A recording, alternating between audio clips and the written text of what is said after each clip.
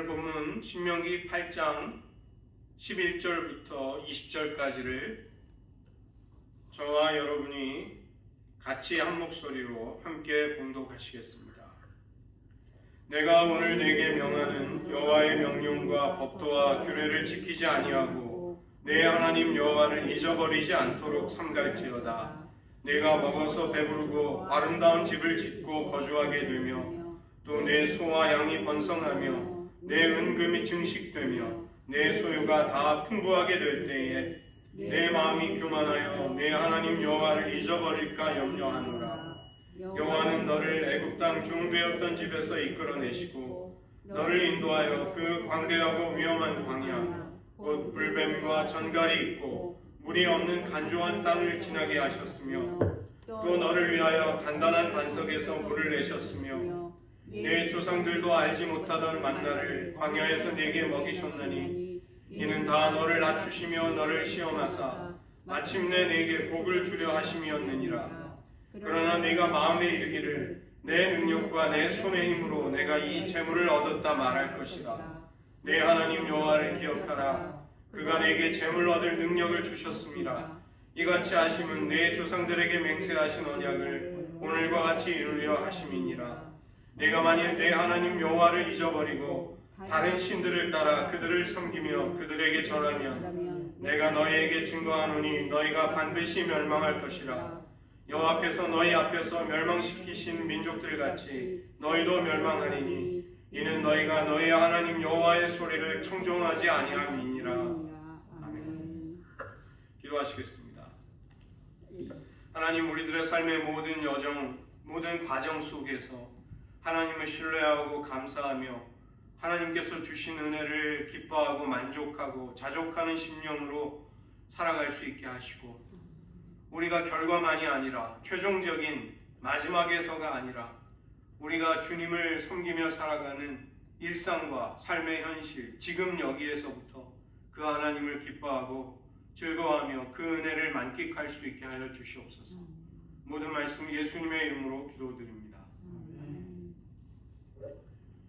오늘 과정 영성에 대한 부분을 조금 더 나누도록 하겠습니다. 누구를 모르면 간첩이다, 이런 말이 있죠. 제가 이사 오기 전에 살던 미국 동부에서는 이 팀 켈러 목사님을 모르면 간첩이라는 말이 맞을 정도로 그렇게 유명한 분이십니다. 이분은 1989년에 아내와 세 자녀들을 데리고 리디머 장로교회를 개척하셨습니다. 그리고 20년 동안 수많은 젊은이들을 그리스도께로 이끄셨습니다. 2002년에 갑상선 암에 걸리고 18년 뒤인 20년 6월에 췌장암 판정을 받으시고 이제 항암 투병을 하시다가 23년에 소천하셨습니다.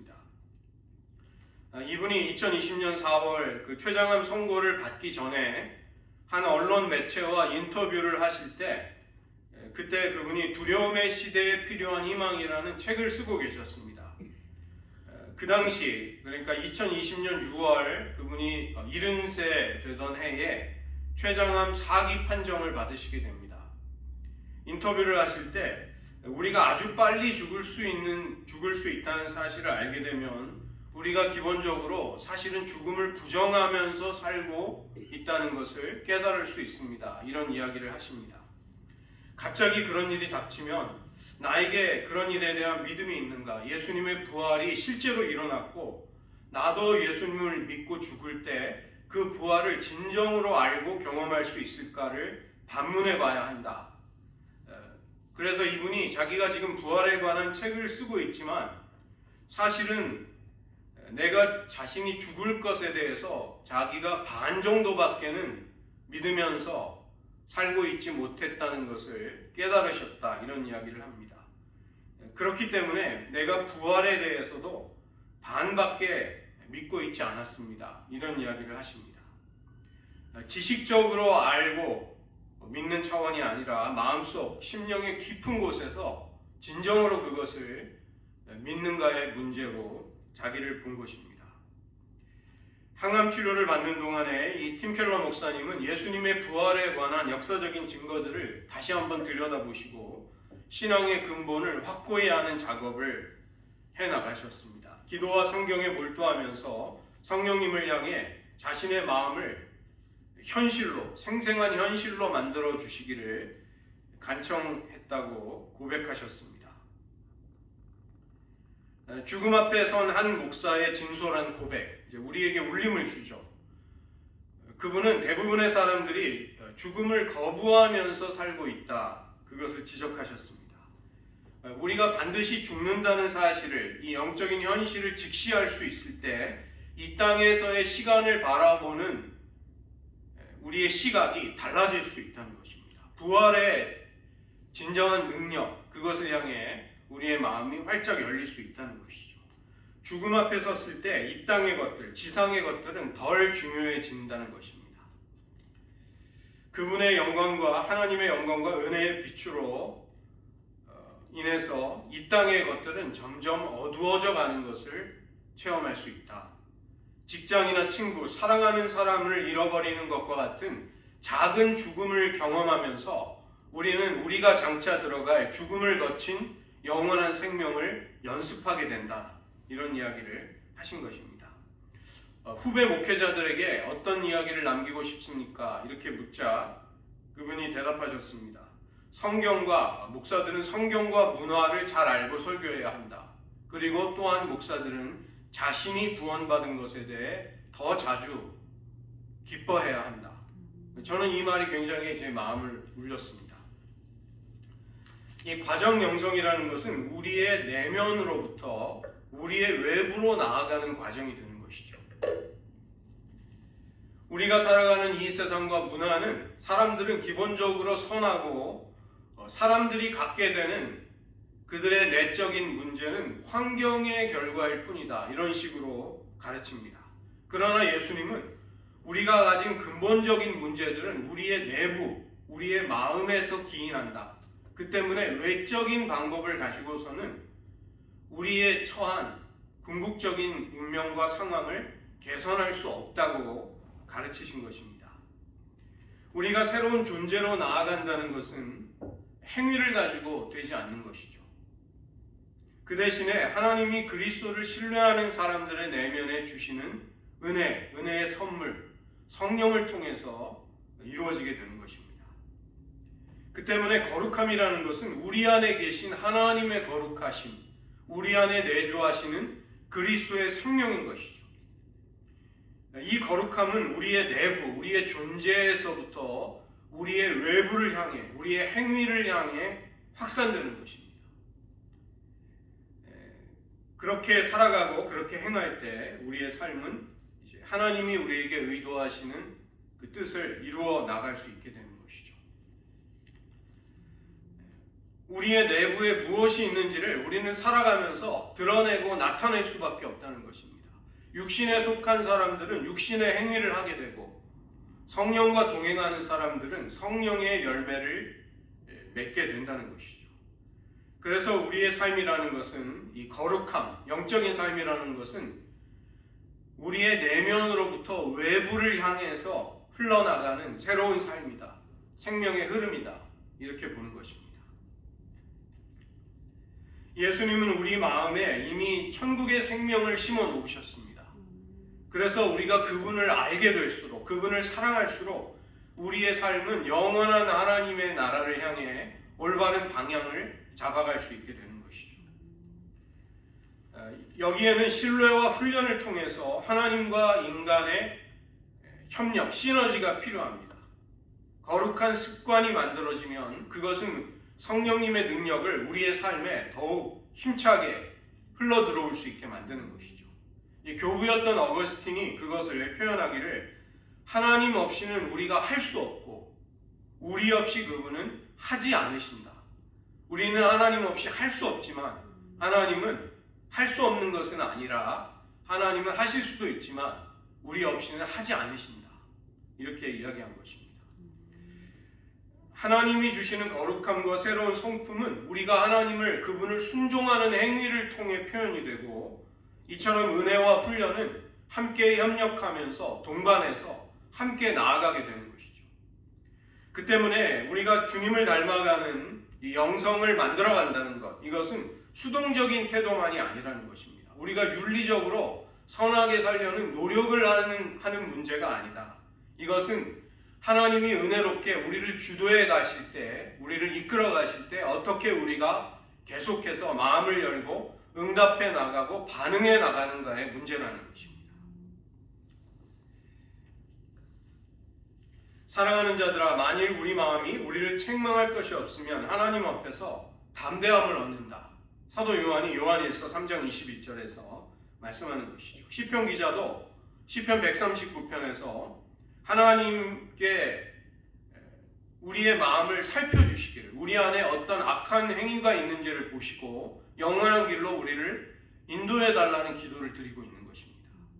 우리가 이처럼 하나님을 초청하는 습관을, 경건한 습관을, 영적인 훈련을 하게 된다면 그것은 굉장히 현명하다는 것입니다. 그 때문에 우리의 행동의 근원, 행동이 흘러나올 수밖에 없는 우리의 내면, 우리의 마음, 우리의 내면의 세계에 대해 지속적인 관심을 가지고 성찰을 하는 것은 우리가 기독교 영성을 추구해 나가는 데 있어서 아주 기본적이고 정말로 빼놓을 수 없는 중요한 부분이 되는 것이죠. 우리의 의도, 우리의 우선순위를 우리는 점검해 보는 것입니다. 예수님을 초청하시면서 그분의 선하심에 우리의 마음을 활짝 열고 그분을 닮아가고 따르고자 하는 것이죠. 우리의 기만적이고 자아중심적인 계획들을 내려놓기도 하고 포기하기도 하고 마음의 강팍함을 하나님 앞에 회개하면서, 물론 그렇게 실제로 한다는 것은 상당히 우리가 해보면 어렵다는 걸 알 수 있습니다. 그러나 그런 우리 내면의 투쟁이 없이는 기독교 신앙은 앞으로 나아갈 수 없는 것입니다. 그리스도를 본받아라는 그 책을 쓴 토마스 아켄피스, 이분도 수도사인데 이분이 한 말이 있습니다. 그 책에서 심오한 지식을 추구하는 것보다 자신에 대한 겸손한 이해에 도달하는 것이 하나님께 나아가는 확실한 길이다. 그 이야기를 하는 것이죠. 우리가 자기 성찰의 기도 혹은 영성 일기를 쓰면서 우리의 감정과 우리의 행위의 그 밑에 심층에 깔려 있는 우리의 진실에 다가가고 우리가 회개하면서 하나님이 우리를 새롭게 해주시기를 분별해 갈 수 있는 것이죠. 지금의 우리 자신과 과거의 우리가 어떠했는가를 우리가 때때로 비교해 보는 것도 좋은 방법입니다. 우리가 사랑과 인애와 친절과 용서와 긍휼과 같은 그런 주님이 가셨던 그 길을 지금도 가고 있는가? 하나님은 이를 위해서 우리 자신을 진찰해보고 성찰해볼 수 있는 놀라운 은혜의 수단들을 너무 풍성하게 많이 주셨습니다. 십계명, 주기도문, 팔복, 제가 이제 또 설교하기를 원하는 세븐 데들리 신, 사막교부들이 추구했던 7가지 중대한 죄들, 그 다음에 기독교 신앙의 여러 가지 덕목들, 성령의 열매 같은 것들이 있죠. 이러한 것들은 일종의 영적인 진찰 도구가 되어서 우리를 도와주게 된다는 것입니다. 하나님이여 나를 살피사 내 마음을 아시고 나를 시험하사 내 뜻을 아옵소서. 내게 무슨 악한 행위가 있나를 보시고 나를 영원한 길로 인도해 달라고 기도했던 것입니다. 무릇 지킬 만한 것보다 더욱 내 마음을 지키라. 생명의 근원이 이에서 납니다. 잠언 4장 23절입니다. 십계명의 제1계명이 너는 나 외에는 다른 신들을 두지 말아라. 이제 그것으로부터 하나님을 온전히 예배하고 하나님을 우리의 삶의 최우선순위에 두고 있는가를 통해서 우리는 삶의 여러 영역들을 이제 그것을 통해 진단해 볼 수 있는 것입니다. 주기도문도 예수님이 가르쳐 주신 주기도문, 먼저는 하늘 아버지의 이름과 나라와 뜻을 구하죠. 그 다음에 일용할 양식, 우리의 필요를 구하고 용서의 문제를 다루고 시험과 유혹, 또 악에서부터의 보호를 구한 다음에 다시 한번 하나님의 나라와 권세와 영광을 다시 한번 또 구하는 것입니다. 팔복에도 보시면 먼저는 가난한 심령, 어떠한 것도 그리스도께로, 그리스도의 사랑과 은혜로부터 끊을 수 없는 그 가난한 심령, 그것으로부터 시작을 해서 통회하는 마음, 애통, 그 다음에 온유함이라는 것은 헬라어로 이제 야생마가 길들여진 상태, 하나님의 뜻을 향해 움직일 수 있는 심령, 그것을 온유한 심령이라고 합니다. 그 다음에 의에 줄이고 목마른 마음, 다른 사람에 대한 긍휼, 그 다음에 마음의 청결함. 이 마음의 청결함이라는 것은 그리스도를, 무엇보다 그리스도를 갈망하는 마음이죠. 그 다음에 화평케 하고 의를 위해 핍박을 받는 팔복에 대해서 예수님은 가르치십니다. 탐식과 탐욕, 정욕, 분노, 나태, 시기, 허영, 교만에 이르는 이런 7개 혹은 8개 정도의 seven deadly sin, 사막 교부들이 이 내면에 있는 자신의 문제들을 탐구하다 보니까 이런 죄의 문제와 영적인 싸움을 했던 것입니다. 또 우리의 기독교 신앙의 중요한 덕목, 믿음과 소망과 사랑이죠. 하나님의 성품과 역사하심에 대해서 신뢰를 두고 살아가는가, 이게 믿음이죠. 그다음에 소망이라는 것은 하나님의 약속을 바라보며 거기에 참여하는 것입니다. 또 사랑, 아가페라는 것은 믿음과 소망을 우리의 삶에 구체적으로 적용하는 것이죠. 최고의 선행이고 긍휼을 실천하는 것입니다. 성령의 열매가 우리 안에 맺히고 있는가? 사랑과 희락과 화평, 오래 참음, 자비, 양선, 충성과 온유와 절제에 이르는 이런 성령의 열매들을 통해 우리는 우리의 내면을 살펴보고 성찰하고 또 추구해 나갈 수 있는 것이죠. 두 번째로는 통제하려는 마음을 하나님께 맡겨드릴 수 있는가? 결과를 하나님을 의지하며 걱정하지 않고 하나님께 의탁할 수 있는가? 우리가 과정 영성, 이 기독교 신앙을 추구할 때 우리의 환경을 자꾸만 통제하고 싶어하는 마음, 또 우리의 노력과 우리의 공로를 확인받고 싶어하려는 욕구가 우리의 믿음을 방해할 수 있는 것입니다. 세상을 지배할수록 우리는 그리스도께 저항하는 사람, 하나님의 손에 붙잡히기를 두려워하는 사람이 되어가는 것이죠. 우리가 우리의 삶의 소유권을 포기하기 전까지는 하나님의 선하심과 그분의 목적에 대한 그 거룩한 안식, 이것을 경험하기가 어려운 것입니다. 토마스 머튼이 한 이야기인데, 죄가 우리의 영혼에 들어온다는 것은 커다란 모순에 빠지게 된다는 것입니다. 우리가 쓸데없이 고통스럽고 즐거움이 없는 일을 하지 않으려고 할 때 우리 자신에게 폭력을 행사해야 한다. 이게 좀 문학적인 표현인데, 우리 안에 이미 왜곡된 갈망이 들어오면 우리가 진정한 선과 행복을 맛보기 위해서는 그것을 부정해야 하기 때문에 거의 우리를 학대하는 것과 같은 투쟁과 노력을 해야 한다는 것이죠. 쉽고도 충만한 행복을 누리기 위해서는 마치 우리에게 우리의 본성이 유익이라고 원하는 것들, 간주하는 것들을 맞서 싸우면서 우리를 복종시켜야 하는 그런 어려움이 온다는 것입니다. 우리를 거슬러 싸우는 죄악된 성향과 싸운다는 것은 여러분 한번 다 해보셨으니까 아실 거예요. 그것이 아무리 작은 것이라 해도 굉장히 어렵고 치열한 싸움이 된다는 것입니다. 우리가 가장 쉽게 하는 일, 우리의 본성이 이끌려서 하게 되는 일들이 사실은 우리를 고통스럽게 하고 우리가 은혜 안에서 성장하는 것을 사실상 자꾸만 막게 된다는 것이죠. 하나님의 다스리심에 대해서 우리가 거부할 때 우리는 우리의 계획에 복을 주시고 우리를 최선의 계획을 가지고 지혜로 이끌어 가시는 하나님을 자꾸만 설득하려는 노력으로 그것이 이어지게 되는 것입니다. 기도를 통해서 내 뜻이 죽게 되고 하나님의 뜻을 추구하는 대신에 우리는 기도하는 자리에서조차 마치 소비자와 같이 뭐가 나에게 제일 유익이 될까를 구하는 사람이 된다는 것이죠. 엘리 제사장이 하나님의 음성을 이제 막 듣기 시작한 소년 사무엘에게 가르친 말이 있습니다. 여호와여 말씀하소서, 종이 듣겠나이다. 너는 그렇게 하나님께 말씀드려라. 근데 우리는 그것을 완전히 이제 반대로 하는 것입니다. 자, 이제부터 종이 말씀드릴게요. 하나님, 잘 들으세요. 하나님 그렇게 정신줄 놓고 들으시면 안 되는데 받아 적으셔야죠. 우리는 이제 그런 식으로 하는 거죠. 재미없고 즐거움을 주지 않을지라도 하나님 앞에 올바른 것이기 때문에 계속 추구하고 하나님을 신뢰하고 사랑하는 법을 배우지 못한다면 가면 갈수록 하나님을 저버릴 일들이 많아진다는 것입니다. 제가 이제 한국에 다녀오면서도 느끼는 것이 그런 유혹의 힘이 세상에서 점점 커져간다는 거예요.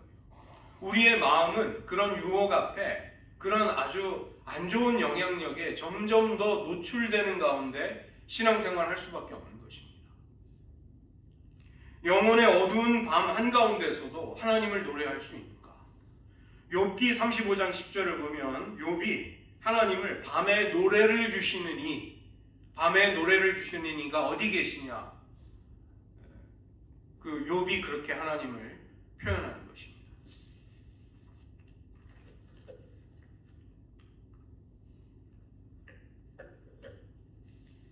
우리는 우리가 접하는 기회 그 자체, 노력의 결과를 우리가 완전히 통제할 수가 없어요. 그것은 불가능합니다. 그러나 우리가 할 수 있는 일은 우리의 삶의 신앙의 모든 과정 속에서 순종하기를 선택할 수 있습니다. 우리의 왜곡된 꿈, 이기적인 야망은 우리가 주님을 따르기 위해 부활의 진리에 이르기 위해서는 그것이 죽어야만 합니다. 우리 안에 계신 그리스도, 그분의 통치에 대해서 우리가 포기할 수 있을 때 그것이 하나님 앞에 우리가 진정으로 인정을 받는 길이 되는 것이죠. 누구든지 제 목숨을 구원코자 하면 잃을 것이요 누구든지 나를 위하여 제 목숨을 잃으면 구원하리라. 누가복음 9장 24절에 예수님이 제자도에 대해서 주신 말씀입니다. 우리가 영적으로 궁핍하고 약하다는 사실을 더 깊이 깨닫고 인정할 수 있을 때 그만큼 우리는 예수님이 우리 안에서 흥하시고 우리는 쇠해가는 삶을 살 수 있는 것이죠.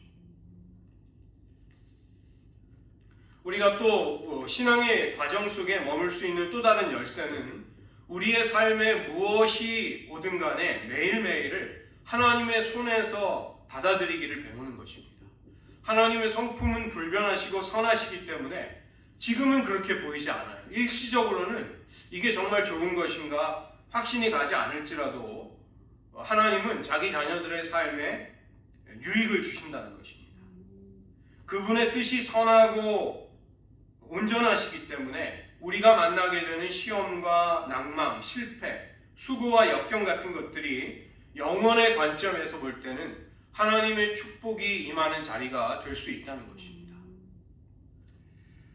요즘 그 대형교회 목회자들의 타락과 변질, 이것은 미국이든 한국이든 너무나 흔하게 볼 수 있는 일이 되어버렸어요. 정말 가슴 아픈 일이죠.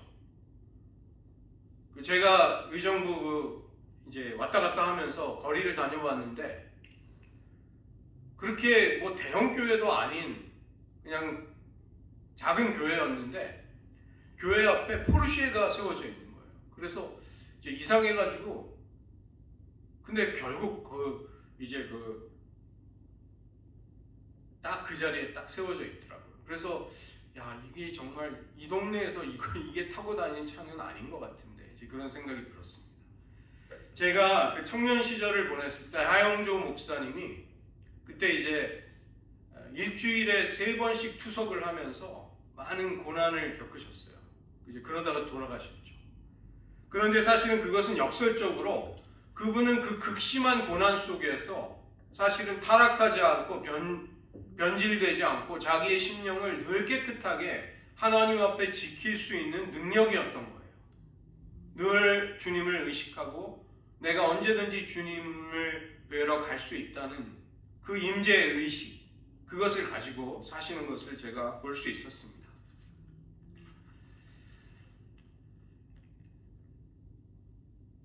파스칼도 팡세에서 그런 이야기를 합니다. 온전한 하나의 분열하지 않은 하나의 마음으로 모든 것을 받아들일 수 있도록 도와달라는 기도를 합니다. 한 가지를 확실히 알 수 있습니다. 당신을 따르는 일이 선하고 당신을 거스르는 것이 악하다는 바로 그 사실입니다.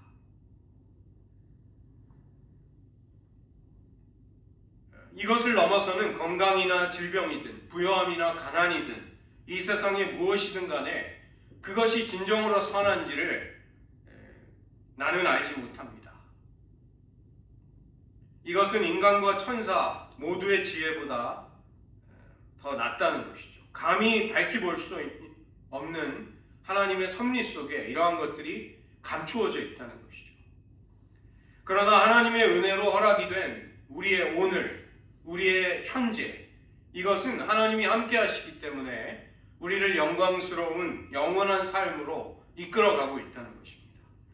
그래서 하나님이 주시는 매 순간순간에 대해서 만족하지 못하는 사람은 이제 나중에 가서 하나님 앞에 가서 너는 어쩌면 일생 동안 그렇게 만족을 모르고 감사를 모르면서 살아왔느냐, 이런 책망을 받을 수 있는 것입니다.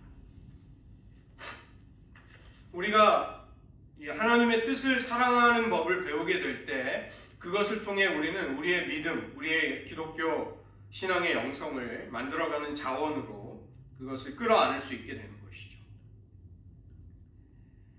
결과에 대해서도 하나님을 신뢰할 수 있어야 합니다. 우리는 이 하나님이 주관하고 계시는 신비스러운 모든 삶에 대해서, 우주의 질서에 대해서 측량을 할 수가 없습니다. 우리는 그것을 예상할 수가 없습니다. 또 우리는 결과를 조작해내거나 억지로 만들어낼 수도 없는 것입니다. 이미 망가진 것들, 깨어진 것들을 우리가 완전히 복구하는 것도 어려운 것이죠. 우리는 그 때문에 초조하게 되고 서두르게 되고 원망하게 되고 후회하게 되고 갈등에 빠지게 될 것입니다. 그러나 성경은 우리에게 그냥 작은 일에 충성함으로써 큰 일에도 충성하는 삶을 살아라, 그것을 당부합니다. 우리의 순종이 가져오는 차이를 볼 수 없을지라도 일상 속에서 하나님을 사랑해라, 하나님이 말씀하신 바에 순종해라, 그분을 의지해라, 이렇게 당부하는 것입니다. 세 번째로 과정의 영성이라는 것은 감사를 우리 안에 키워나가는 것이죠. 그 손에 붕대를 맨 한 청년이 이제 우체국 직원에게 부탁을 합니다. 제가 손을 다쳤는데 지금 카드를 좀 써주시겠습니까? 그래서 상냥한 직원은 그 카드에 청년이 요구하는 메시지를 다 써주었습니다. 그 직원이 뭐 다른 것도 도와드릴까요? 이렇게 이야기하니까 청년이 이렇게 카드를 보더니만 추신을 좀 써주십시오. PS, 그 뒤에다가 또 덧붙이는 거. 추신, 뭐라고 쓸까요? 손으로 쓰게 되어서 죄송합니다. 이렇게 좀 써주십시오. 그러면 그렇게 되면 도와준 그 직원은 뭐가 될까요? 우리는 정말로 감사할 줄을 모르는 사람들입니다. 그 러시아의 대문호 도스토옙스키가 이런 이야기를 합니다. 만약 사람이 바보가 아니라면 도무지 끔찍할 정도로 감사를 모르는 존재다. 이게 약간 비꼬면서 풍자적으로 하는 얘기죠. 사람이 쟤 바보 아니야? 뭐 감사하다니 쟤 바보 아니야? 이런 식으로 감사하는 사람을 그만큼 찾기 어렵다는 것입니다. 인간에 대해 가장 어울리는 정의는 이게 도스토옙스키의 정의입니다. 감사를 모른 채 두 발로 걷는 짐승이다. 인간은 감사를 모른 채 두 발로 걷는 짐승이다. 이렇게 이야기합니다. 누가복음 17장을 보면 10명의 문둥병자를 깨끗하게 해주셨을 때 자신이 받은 은혜에 대해서 딱 한 사람이 돌아와서, 이방인이 돌아와서 하나님께 영광을 돌립니다. 그래서 예수님은 10사람이 다 깨끗함을 받지 아니하였느냐? 그 9은 어디 있느냐?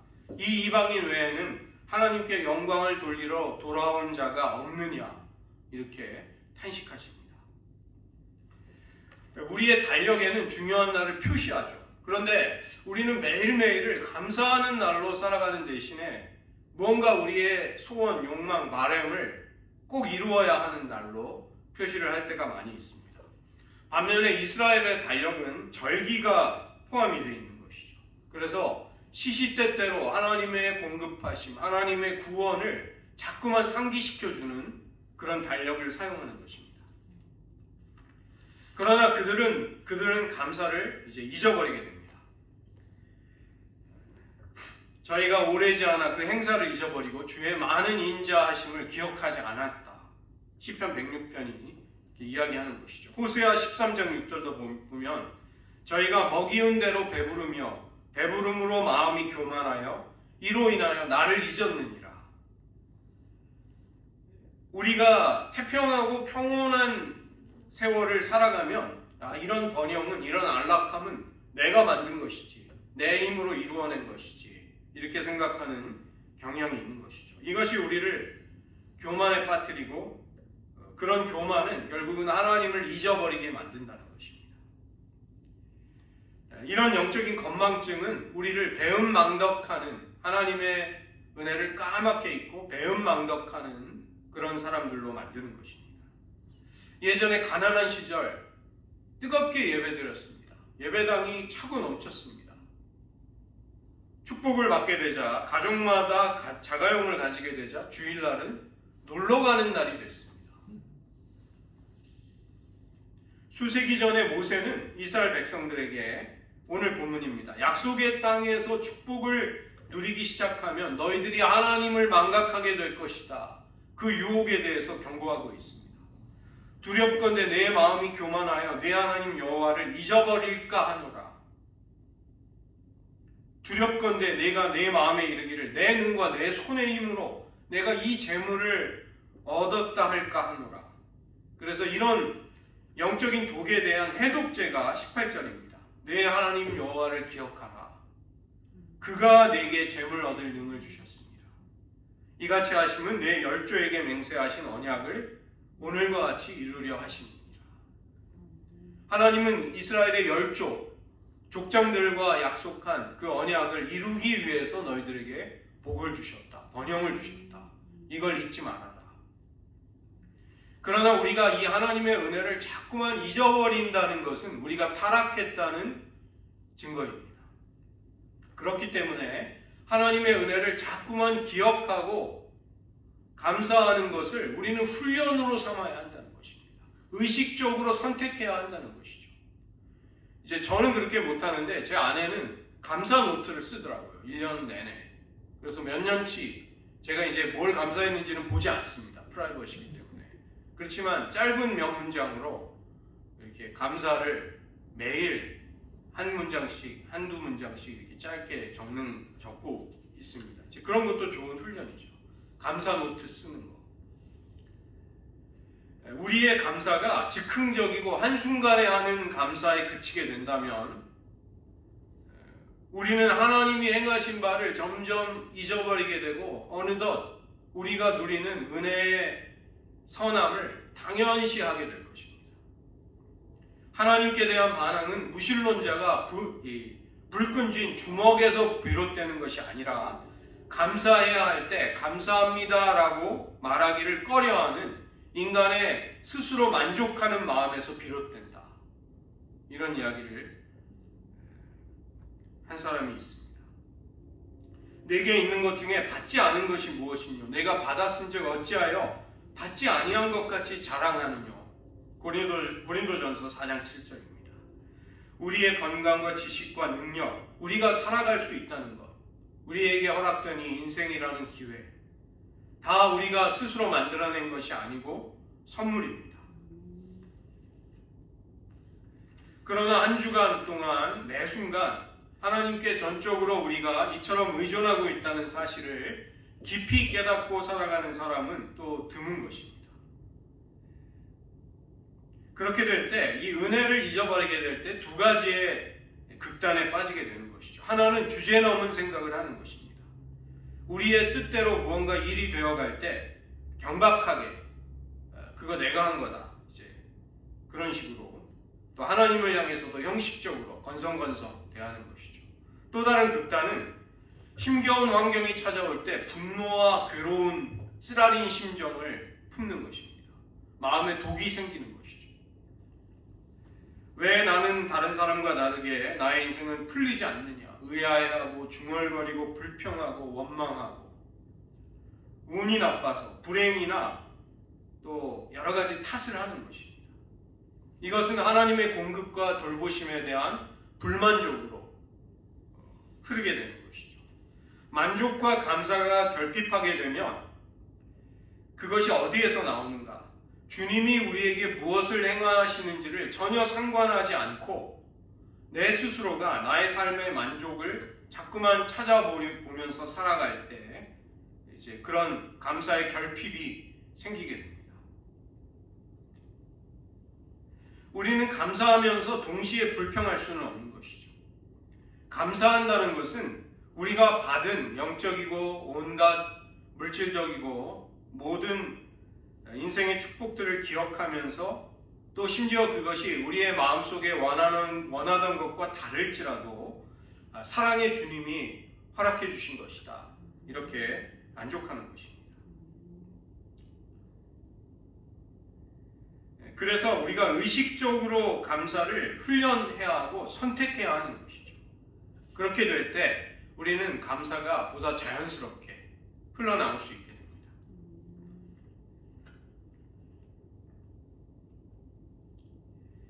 에베소서 2장 7절을 보시면 그리스도 예수 안에서 우리에게 자비하심으로써 그 은혜의 지극히 풍성함을 보여주시기 위함이라는 것입니다.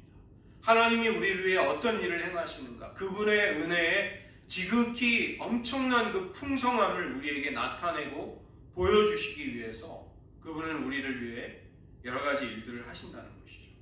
그래서 매일 하루를 시작하거나 마칠 때 또 과거와 현재에 베푸신 또 우리의 미래에 베푸시겠다고 약속하신 하나님의 은혜를 돌아보는 것, 떠올려 보는 것, 상기시켜 보는 것 굉장히 중요한 일이 되는 것입니다.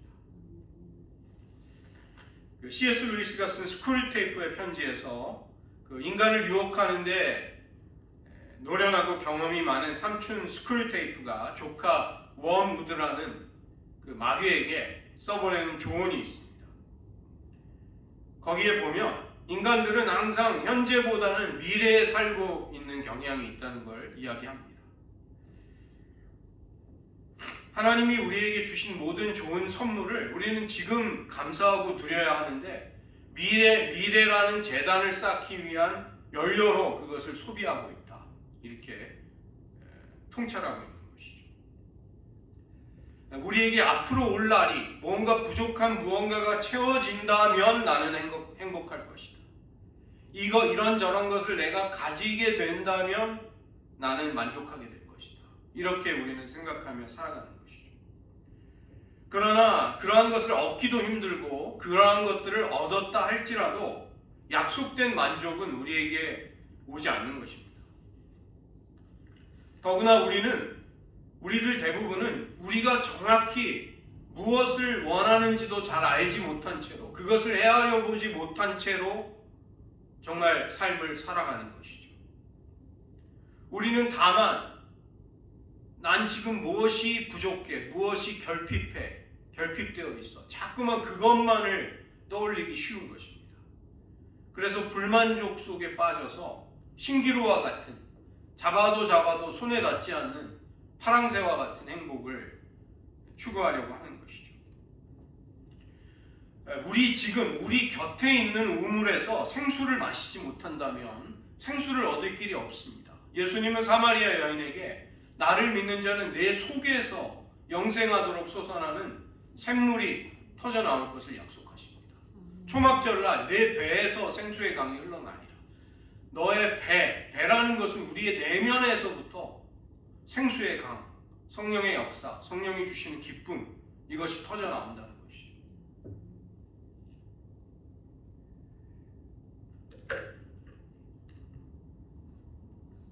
이 자족함에 대해서 결정적인 질문이 있습니다. 누가 우리에게 만족을 주는가? 우리의 삶의 만족을 누가 결정하는가? 이것이 중요한 질문입니다. 우리가 우리 삶의 만족을 결정하려고 하면 우리는 비교와 갈망, 경쟁, 그리고 타협에 빠지게 되고 그리스도께서 우리의 삶의 만족을, 행복을 결정하시도록 맡겨드린다면 자족함이 생기게 되는 것이죠.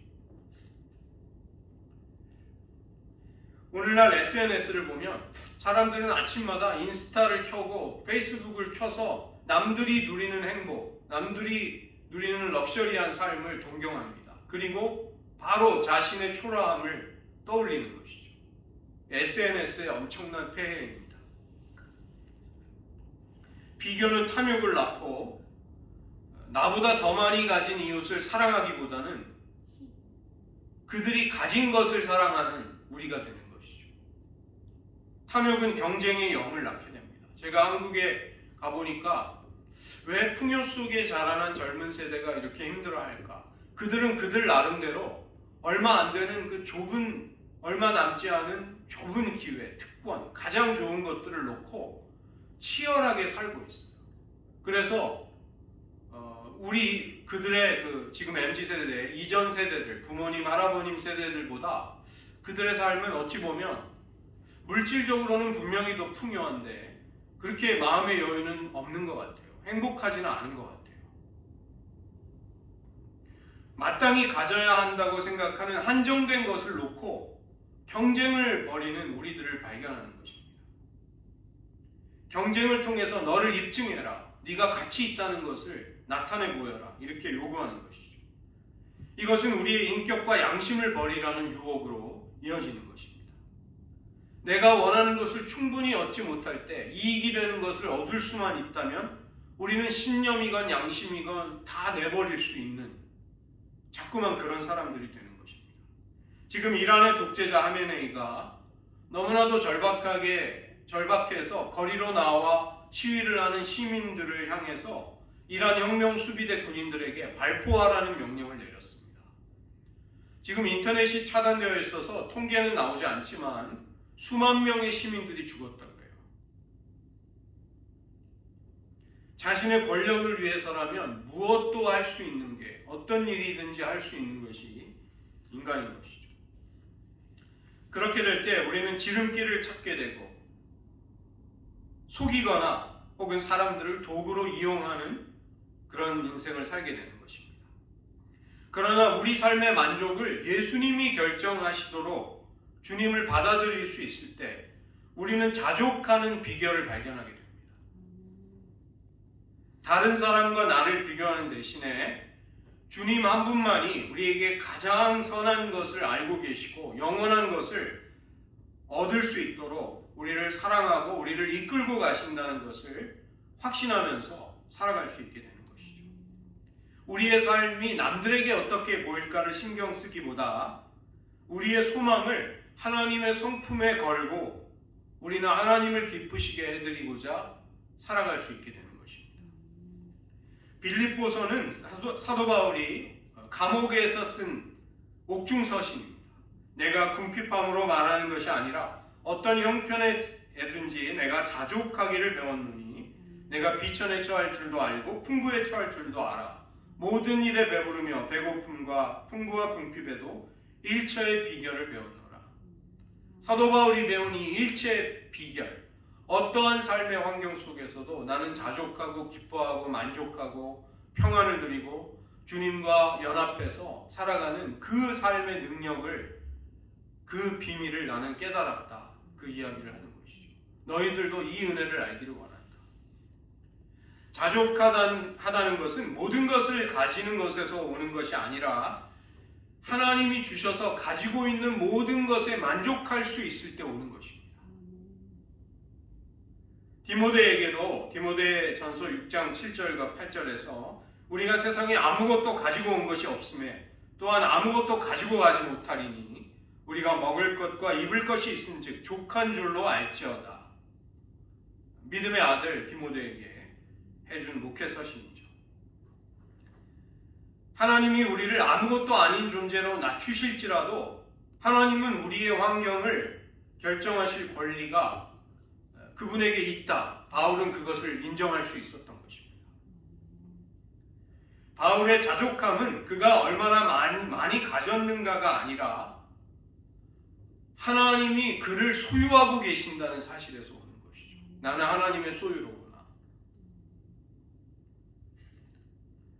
욥도 그 이야기를 하고 있습니다. 내가 모태에서 적신이 나왔사온즉 또한 적신이 그리로 돌아가올지라. 주신 자도 여호와시오 취하신 자도 여호와시오니 여호와의 이름이 찬송을 받으실지니이다.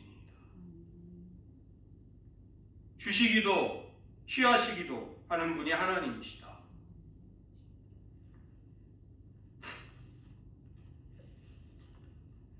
우리가 그리스도와 주님의 그 성품을 사랑하도록 만들기 위해서 하나님은 때로 우리가 가진 것을 잃어버리게 하시기도 하는 것이죠.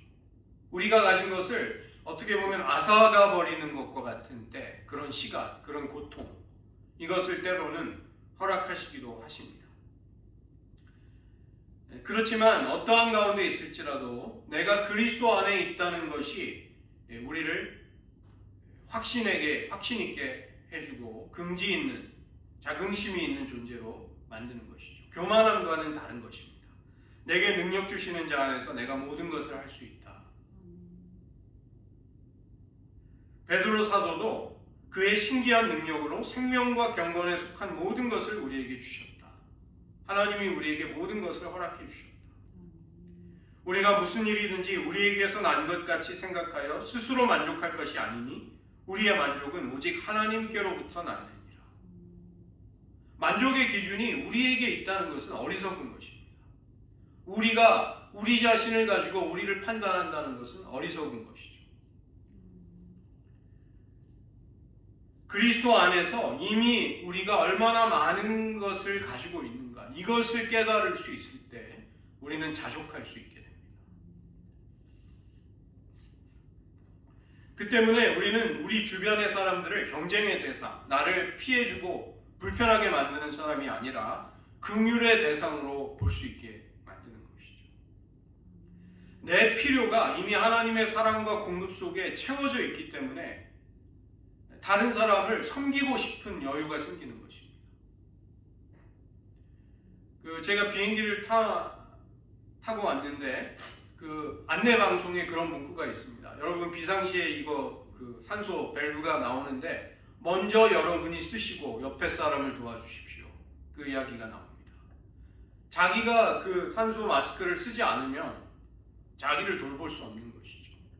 오늘날 하나님의 은혜 가운데 자신의 심령의 문제를 해결하지 못한 사람들이 어설프게 남을 도와주다가 고갈되는, 힘들어하는 일들을 너무도 많이 보는 것입니다. 그리스도 안에서 부족함이 없기에 우리는 남을 이용할 필요가 없어집니다. 그들을 사랑하고 섬길 수 있는 마음이 이제 생기는 것이죠.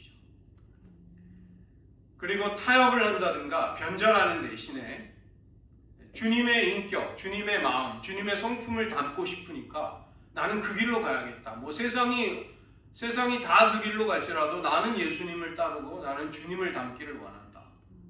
그렇게 살게 되는 것입니다. 숫자, 성취, 세상의 압력, 성공에 대한 압박감, 이러한 것들에 둔감하게 되고 아주 안 느낄 수는 없겠죠. 그러나 그것이 나를 지배하는 것을 허락하지 않게 됩니다. 그리고 매 순간순간 하나님이 주시는 은혜에 내가 더 민감하게 생명력 넘치게 생동감 있게 살아가는 삶, 이제 그것이 가능해지게 되는 것입니다. 과정 영성은 우리에게 세 가지의 질문을 던지고 있습니다. 우리의 신앙이 단지 외적인 데에 머물러 있는가? 아니면 우리의 내면으로부터 우리의 행동과 선택과 결정과 인격을 만들어가는 모든 과정으로 나아가고 있는가? 지금 우리가 우리의 내면을 성찰하고 살피고 있는가를 질문하는 것이죠. 두 번째는 우리가 통제하려는 욕망, 조급함을 내려놓고 하나님께 맡겨드리고 신뢰할 수 있는가? 안식할 수 있는가? 그것을 질문합니다. 우리가 자꾸만 반복해서 실패하고 실수한다면 주님께 여쭤보십시오. 주님, 제가 어디에서 자꾸 실패합니까? 제가 무엇 때문에 자꾸 두려워하고 염려하고 있습니까? 세 번째로는 우리는 그리스도 안에서 누리는 은혜의 풍족함에서 오는 자족함이 있는가를 살펴보셔야 합니다. 우리의 삶의 만족과 기쁨을, 행복을 누가 결정짓고 있는가? 나 자신인가 아니면 그리스도인가를 한번 정직하게 보시기 바랍니다. 이 시간 들은 말씀을 의지하면서 저희들 잠시 기도하기 원합니다. 모세는 이스라엘 백성들이 이제 풍요로운 가나안 땅에 들어가 그들이 하나님을 잊어버릴까를 염려하고 있습니다. 내 손의 힘과 능력으로 이 모든 소유를 얻었다는 터무니없는 생각을 하게 될까를 경고하고 있는 것이죠. 안타깝지만 모세와 여호수아의 염려대로 이스라엘 백성들은 하나님을 잊어버리게 됩니다. 우리를 이 시간 기도할 때 하나님, 우리가 삶의 모든 여정, 모든 과정 속에서 하나님을 신뢰하고 하나님의 약속을 의지하기를 원합니다. 하나님께 감사드리기를 원합니다. 우리의 연약함과 고난이 하나님의 지혜와 섭리 속에서 허락된 것이라면 우리를 마침내 영원한 소망의 문으로 이끌어가고 있다는 것을 하나님께 고백드리면서 나아가기를 원합니다. 무엇이 여러분의 삶의 만족을 결정짓고 있습니까? 그것이 나 자신이라면 아마도 영원히 만족의 길을 발견하지 못할 것입니다.